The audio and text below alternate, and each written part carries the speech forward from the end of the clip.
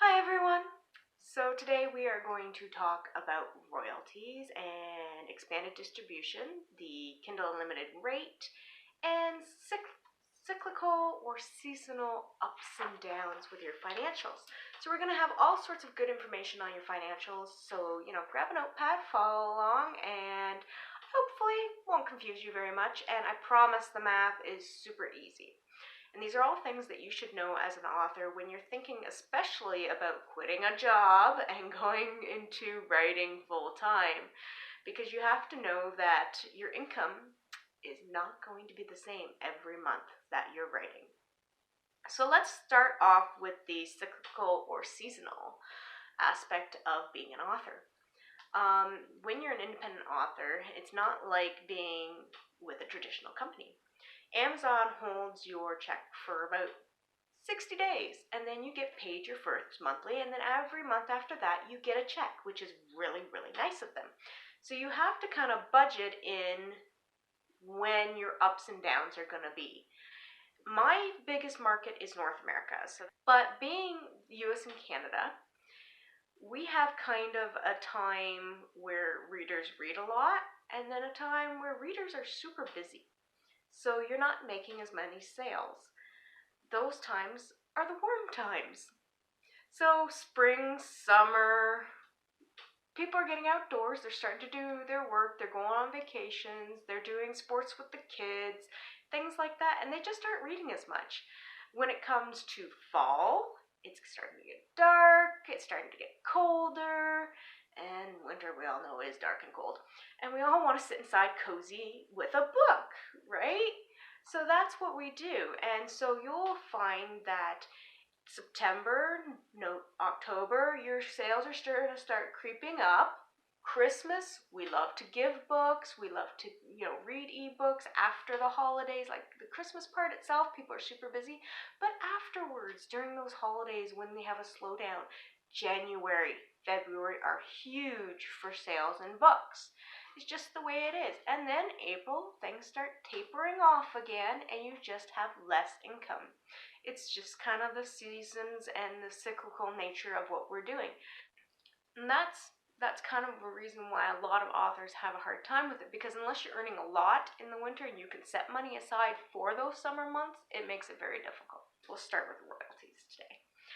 So for our ebooks, we get between 35 and 70% royalties with Amazon. Usually, between the prices of 99 cents and $1.99, you are mandated with 35 cents. This is just 35%. That's what you're going to get. So when your ebook sells for 99 cents, you're going to get like 34 cents. It's the way it is. $1.99, double that, you get like 68 cents. Unless you have an electronic fee to deliver your material. Now, the reason you would get charged an electronic delivery fee is because you have a bunch of information in your book, like let's say pictures or graphs or little images, or your file is too big. You just have a really big file, a really huge book. So that's when you would get charged by Amazon to deliver it to the customer. Most books don't ever get this unless, like I said, you have infographics or images involved in it. When you hit $2.99 to $9.99, then you have the choice of being either at 35% or at 70% royalty rates. As far as I can tell, there is zero difference between choosing them, except that you get more money if you choose the 70%. So choose your 70%. Most of my books are at, my leading book is at the 99 cents, so I only get 35% off of it. My next books in the series are always at $2.99. I placed it on the market value, what other authors in my genre are doing. And that means I'm at a 70% rate, so I get $2.09 per book, which is really great. That's the way it is. I have no electronic delivery fee because my books are not big enough and because I don't have any huge images or anything like that. And when I say images, your cover does not count, so don't worry about that either. When I do a paperback, I cost mine at $9.99. And again, that's because it's kind of what's expected in the genre and for what I'm giving for the length of the book. And when you do a paperback, you have to minus off the cost of the actual printing before you ever get to your commission, or sorry, your royalty. So my paperbacks usually cost between like $2.39 to $2.79 to make. So that cost comes off the $9.99, and then from there you can either do the 35% or the 70%. And again, I go with the 70% because why not? So I usually get just over $5, usually around $5.25, around there, for my paperback sales. So every time I sell one, that's approximately what I get as a royalty. Like how much your cost is going to be is how many images you have in it, how long it is. And again, this is me doing it through the Kindle Create Space program, where I actually upload it to Amazon and have them, and I create it with them. I'm not creating it through like Ingram Spark or any of the other ones and then bring it over to Amazon. This is strictly through Amazon. I create it on their website. And then they do print on demand, so that I don't have to get charged for any storage fees or warehouse fees or anything like that, because it's all print on demand. So when a customer orders it, it gets printed and then it gets shipped, and then I get a lovely royalty, which is fantabulous. Let's talk about the Kindle Unlimited rate. So in August, I'm going to throw out a lovely big number here. It's not relevant to this month's, but every month as an author you get like a little email which will say how much your KDP rate or your Kindle Unlimited rate is. And that basically is, so for every person signed up in Kindle Unlimited, they sign up, it's a subscription. They can read however many books they want a month, and if they're enrolled in the program as an author, they get to read your book for the subscription price. That flat fee, they can read however many books they want. They read your book, they scroll through the pages. For each page read, you get this rate as an author. And because your book is enrolled in the program. Now, when you're enrolled in the program, you cannot go wide. That means that you cannot be with another distributor other than Amazon. However, you're still allowed in the expanded distribution for the paperbacks, and we'll come back to that. So August of 2019, their rate was 0.043867142354656. Yes, it's a lot of numbers. My books are around 200 pages. That's if they go all the way to the end.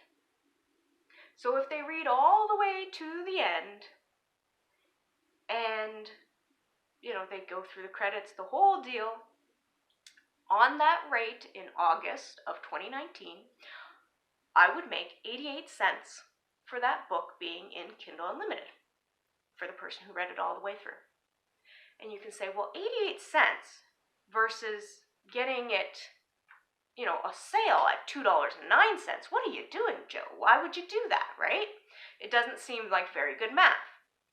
But the good news is that people who are in Kindle Unlimited and people who are in, who purchase an ebook are usually 90% of the time 2 different markets of people. People who purchase your ebook, they're usually not in the Kindle Unlimited program. People who do go on Kindle Unlimited usually don't go purchasing ebooks that much. And there is a crossover. I'll give them a 10% crossover. We go back and forth.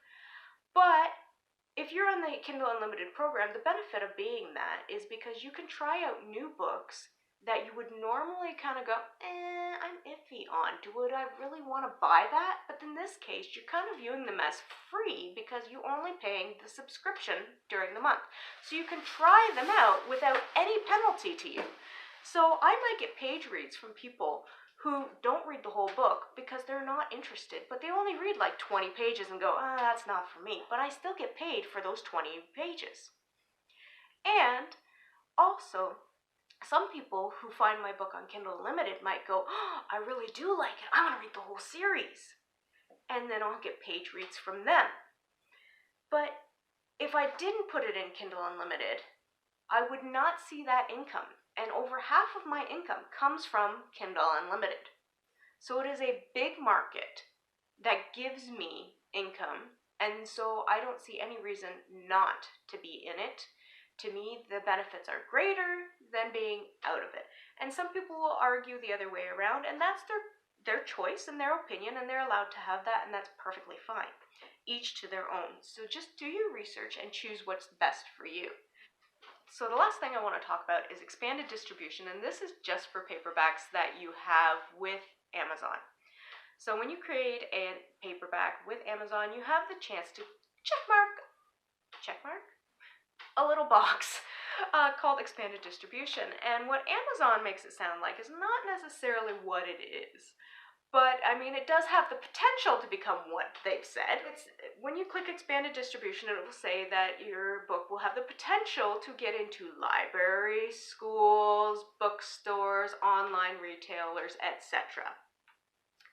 The truth is that as an indie author who is relatively new and not a big selling name, the only one that you're going to get onto is basically the online retailers. And the online retailers are not Barnes and Nobles.